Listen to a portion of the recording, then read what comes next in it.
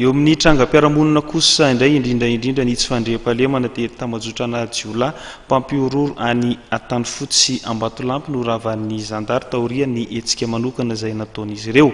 Jiola 12 lahy no voasambotra izay natratrarana basy vita gasy, ody gasy mahery vaika ary ihany koa fitaovana maro samihafa izay fampiasan'izy ireo amin'izay fanafiana izay. Andeha rojerentsika ny sary avy any Ambatolampy.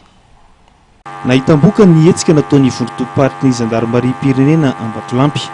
Tambazotrana jiola mpampiororo sy mpanafika ary mpanakandalana amin'ny distrikana Ambatolampy sy Antany Fotsy no rava taorian'ny hetsika manokana nataon'izy ireo. Miisa 12 lahy ireo voasambotra izay natratrarana basipleta vita gasy roa sy fitaovana maro samihafa ary ody gasy maro fampiasan'izy ireo mandritra ny asa ratsy. Ny kompanian'ny gendarmerie eto Ambatolampy dia nanao hetsika fampandriana fahalemana ny distrika anankiroa dia ny distrika Ambatolampy sy ny distrika Antany Fotsy.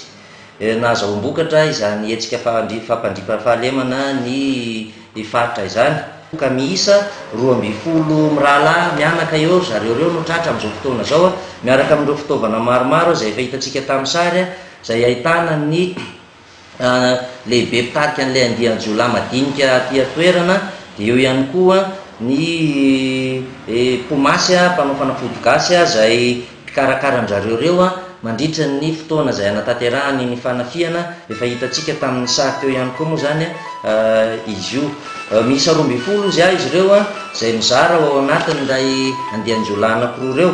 Nandritra ny fanadidinina ireto olon-drasy dia samy nieky ny heloka vitany izy ireo ary natolotra ny fampanoavana androany tany Ambatolampy.